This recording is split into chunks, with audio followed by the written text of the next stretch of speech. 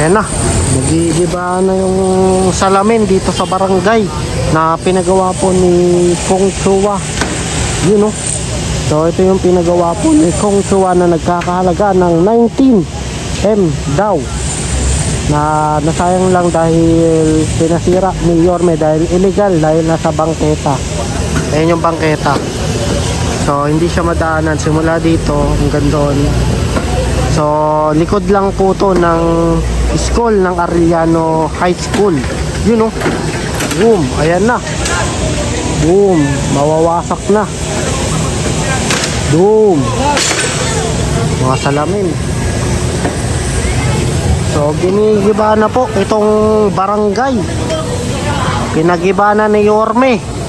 Ayaw ni Yorme na mga ganito.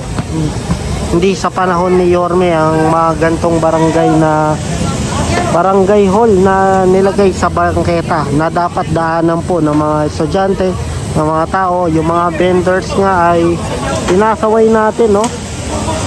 Ito pa kayang barangay hall. Dapat ang tagapagpatupad ng batas ay sila ang sumunod. Yun, oh.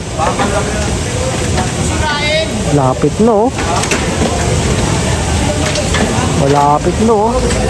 Boom. So unti-unti na by the soon ay madadaanan na rin po to ng mga estudyante. Pag nagiba na, ayun o, babagsak na. Yay! Dito naman sa kabila may tali na kung sakali bumagsak yun, no? So ito yung inaano muna nila yung salamin.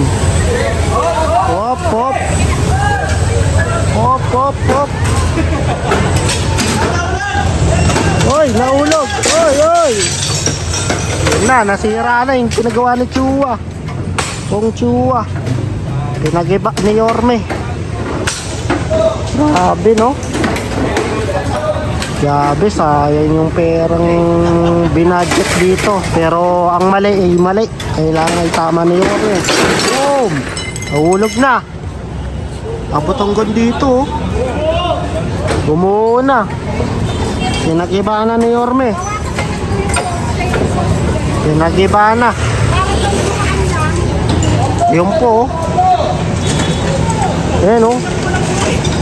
Boom. Delikado ng daanan to. So ayun yung bangketa. Ayan. So ito yung sinasabi nilang portal. Pakita ko sa inyo. Ito yung sinasabi nilang portal na daanan daw ng estudyante, no? Na binabanggit ni Yorme. So aminado naman po si Kong Chua na siya yung nasa ano nito, nagpagawa. Kasi humihingi siya ng pangunawa based sa interview, no? And sabi ni Yorme, kinonfirm na rin na nasasakupan nito ay pera po ng isang congressman na nakakasakop dito. So sino nga ba yung congressman na naka-assign dito, no? Nakaano dito? Si Kong Chua.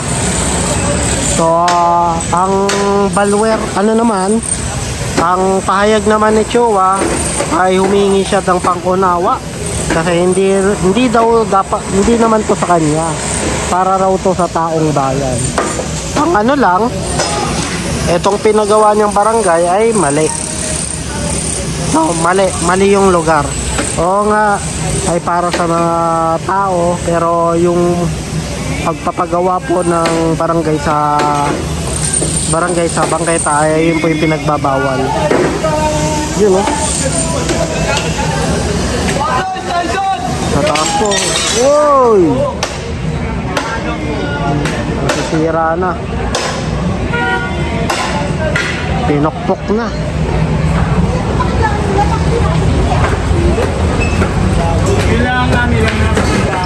Boom. Kong Chua, ito yung pinagawa mo.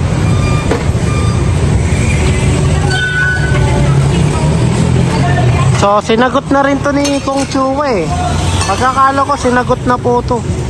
Sinabi niya ay dapat nga matuwa pa raw nga yung mga tao raw. Sabi ni Kong Chua.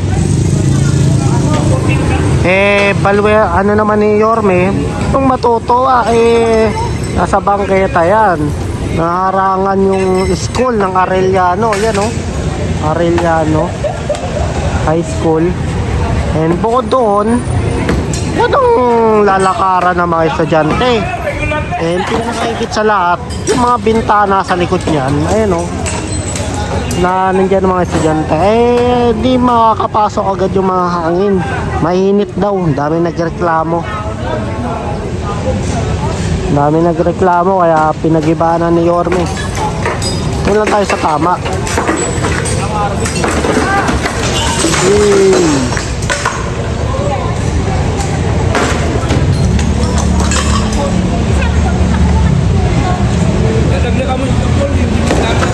Yun o.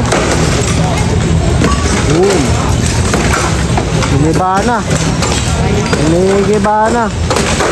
Ginigiba na yung barangay na pinagawa ni Jowa na illegal dahil nasa bangketa.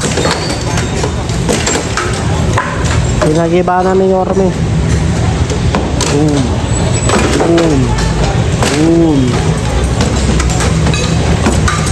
Grabe no. Ayun po sa taas oh. Kaya abangan ko rin. Sa likod kasi niyan bawal siyang hahatakin yan eh. Kasi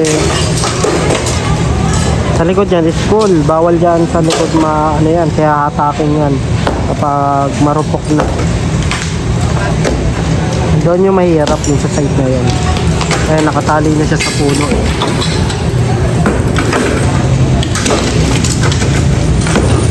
Hindi na nagigiba no. Third floor or fourth floor to. At ang balita pa natin, wala tong business permit no. Hindi siya magkakaroon kasi nasa bangketa eh. Ayun yung sayang yung ginastos. Bago lang to eh, sa mga hindi nakakaalam, bago lang to. In-announce na to dati eh, nung tumatakbo pa si Yorme pagka mayor. Ngayon mayor na siya, tinibag na. Ang maganda kay Yorme, may isang salita, talagang action agad basta nasa mali. Ang mali ay mali, hindi pwedeng itama. Kaya kahit anong mangyari, ayan ay mali, kailangang gibain kahit milyon yung ginastos. Doon oh, sa taas oh.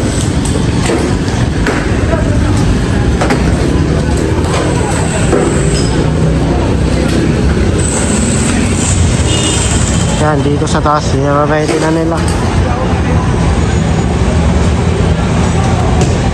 Pero ready na nila kasi ayun na yung tuloy. Ayun, nakikita mo yung dalawa na lang sa taas, yung poste sa pinakataas. Ayan. So ito yung naman tinatanggal dito, yung mga salamin. Sabi no, para updated po kayo sa mga kaganapan dito, pa-like, pa-share din po, then pa-subscribe na rin po. Ito po ay pinapaayos lang ni Yorme dahil mali ay mali at marami po nagreklamo, especially yung mga nanay po na mga estudyante. So pa-like na lang po kung pabor po kayo na gibain po itong barangay hall.